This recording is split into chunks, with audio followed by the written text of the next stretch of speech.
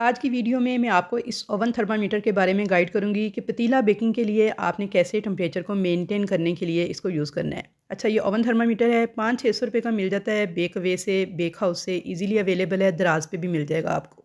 अब यहाँ पे आप जरा चेक करें, इसकी रीडिंग एक बाहर की तरफ है, एक अंदर की तरफ है। जो बाहर की तरफ रीडिंग्स हैं ये हैं फ़ारेनहाइट के अंदर, और जो अंदर वाली रीडिंग्स हैं वो हैं सेंटीग्रेड के अंदर।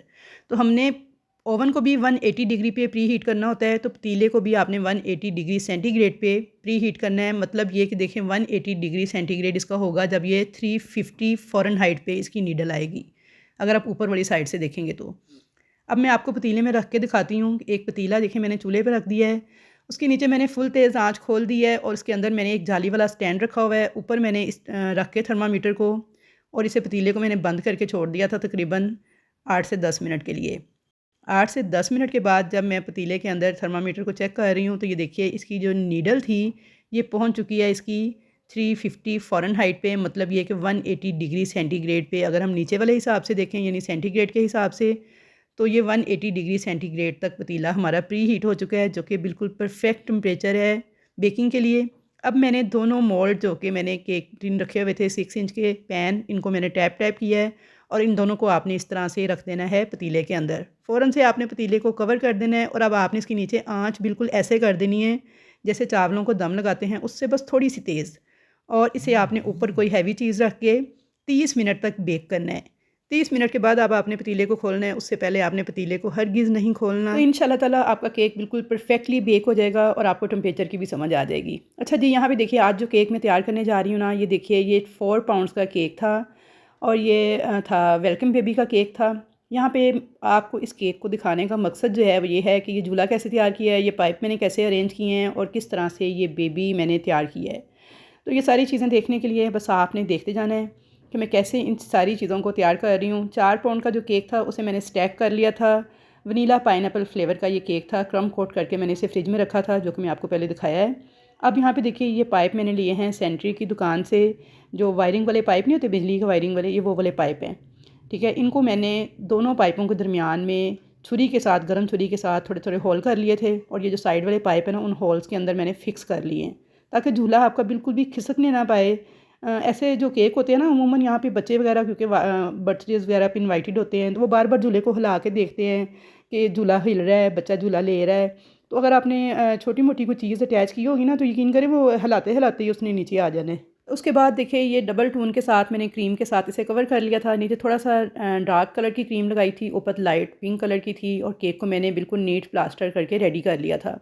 अब केक को क्रम कोट करने का तरीका, लेयरिंग के अंदर पाइनएप्पल कैसे ऐड करते हैं, क्रश कैसे ऐड करते हैं, शुगर सिरप के साथ कैसे सॉक करते हैं, ये सारी चीज़ें मैंने आपको सिखाई हुई हैं पहले। अब जाके उन वीडियोस को वॉच कर सकते हैं, तो आपको बड़ी अच्छे से इन सारी चीज़ों की समझ आ जाएगी।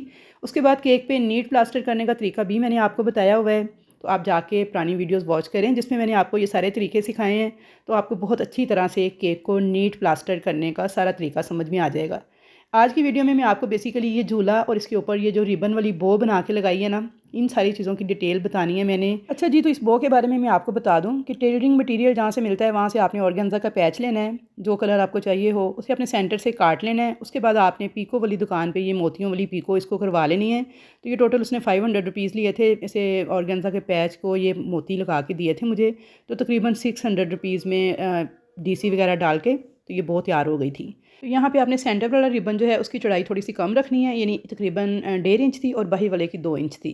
इस तरह से आपने डबल उसे करके तो बो बना लेनी है। अच्छा, अब यहाँ पे देखिए पाइप के ऊपर ना आपने ग्लू गन के साथ इस तरह से रिबन, पहले मैंने दोनों तरफ से इक्वल किया है, उसे नॉट लगाई हैं, और उसके बाद मैंने ग्लू गन के साथ ना इसे फिक्स कर दिया ऊपर से, ताकि ये बिल्कुल ऊपर से हिलने जुलने ना पाए।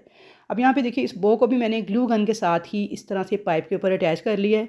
अच्छा, इस केक की इतनी ज़्यादा हाइट हो गई थी ना, नीचे से भी कम से कम ये 6 से 7 इंच इसकी हाइट थी, ऊपर से ये वाला जो झूला है ये भी इतना लंबा तैयार हो गया था, तो कैमरे में पूरा नहीं आ रहा था। तो मैं बड़ी मुश्किल से आपको दिखा रही हूँ इस तरह से नीचे करके, क्योंकि अगर मैं इसे ऊपर करती थी तो फिर नीचे से केक पूरा नहीं आता था, अगर नीचे से करती थी तो ऊपर से झूला पूरा नहीं आता था।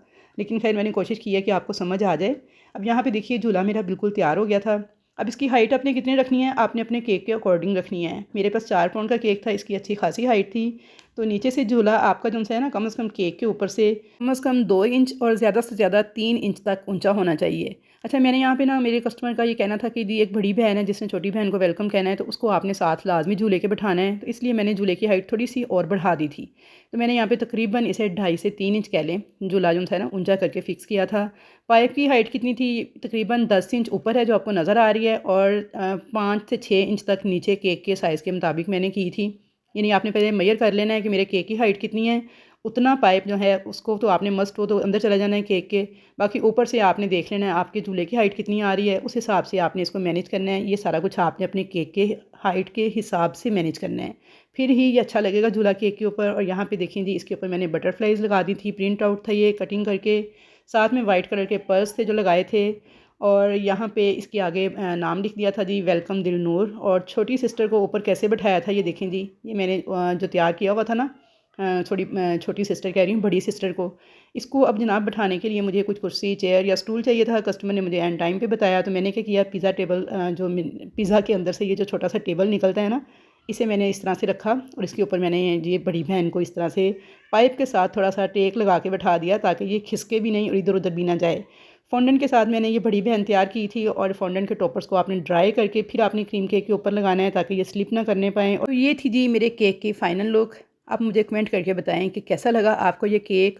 अगर वीडियो अच्छी लगी है या इससे कुछ सीखने को मिला है, तो एक अच्छा सा कमेंट करके मेरी हौसला अफजाई ज़रूर कीजिएगा। वीडियो अगर पसंद आए तो लाइक कर दिया करें, मुख्तलिफ ग्रुप्स के अंदर शेयर कर दिया करें, अपने मिलने जुलने वालों को शेयर कर दिया करें। तो इंशाल्लाह ताला मुलाकात होगी आपके साथ एक अच्छी और नई वीडियो के साथ। तब तक के लिए मुझे दीजिए इजाज़त। अल्लाह हाफिज़।